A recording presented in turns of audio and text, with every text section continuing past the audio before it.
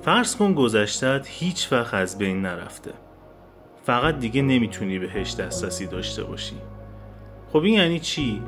یعنی اون لحظه‌ای که کیک تولدتو فوت کردی هنوز یک جایی توی بافت زمان هست، فقط ذهن ما داره روی الان تمرکز میکنه.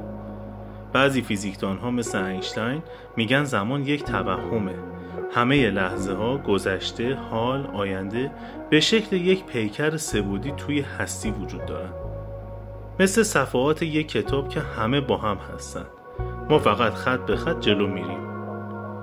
پس شاید گذشتت گم نشده، شاید هنوز همونجاست، فقط تو دیگه نمیتونی لمسش کنی. اما یک سوال میمونه، اگه همه لحظه ها هنوز هستن، آیا میشه یه روز بهشون برگشت؟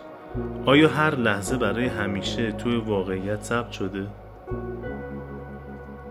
اگه به اینجور مطالب علاقه‌مند هستی، این کانال رو سابسکرایب کن و لایک و کامنت هم یادت نره.